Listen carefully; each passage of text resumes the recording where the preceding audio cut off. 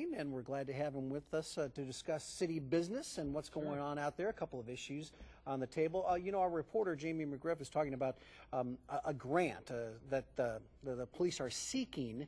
And what I find interesting about this, it would pay for analysts. And you're saying that would affect the police department in the number of officers on the streets. How? It would replace some officers now that are doing clerical jobs essentially. And so they would now be able to go out in the field. So I think it's 4 positions that would be covered by this grant. And those 4 positions, I believe, are now being occupied by a few police officers, somewhat part-time, but they would then be able to go out in the field and protect us out on the streets. Yeah, so in a way it would increase the rank and file right out there on the streets. So that's a very interesting point. We also had another story this morning, and it's interesting work being done at the parks, and some say, okay, we're building some new things here, but why aren't we mowing the grass? And that's kind of an apple and oranges situation. Is that correct? Really is. Yeah. A lot of the money that is set aside for capital improvements is money that we already have. It's already been budgeted mainly through a sale of bonds such as that.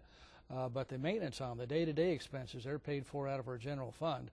As you know, we presented that to the City Council a few weeks ago, and it's a very bare-bones budget. But we've also given the Council several things that if they are so inclined and approve it, it will give us money where we can do things like make certain that several pools are open next year, that a few rec centers will be open, that more things can be done. But if they don't agree to it, that's okay. We will at least get by, have our public safety expenses covered, that sort of thing. Yeah, I want to ask you. I'm curious about this. You know, people are filing to run now. Obviously, do you see yourself getting involved in endorsing any of the candidates, say for governor? Brogdon from this area. You've got Mary Fallon. Will you get involved in that?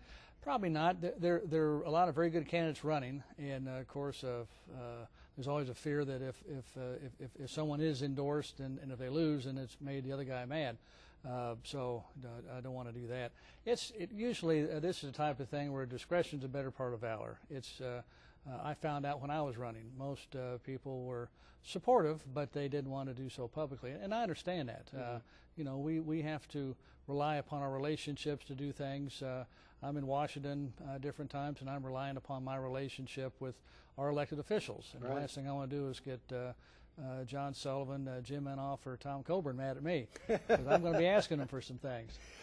Before we let you go, you talked about some budget issues, and give our viewers again the time frame for when that budget's got to be done, and how much horse trading is going on right now. Oh, we're just starting a little bit now. We gave it to the City Council 2 or 3 weeks ago. What our proposed budget is, it has to be approved by June 23rd. It has to be a balanced budget. We don't borrow money, can't borrow money to make our budget work.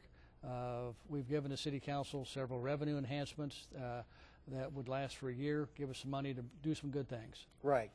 Okay, well, that's all the time we have for today. I guess the next time we see you here, that budget will have been locked down. Maybe we can talk about it more, what stayed in, what came out. Should be interesting. Okay, Mr. Mayor, thank you very much for your time this morning. Yes, sir. We appreciate it, Thank as you. always.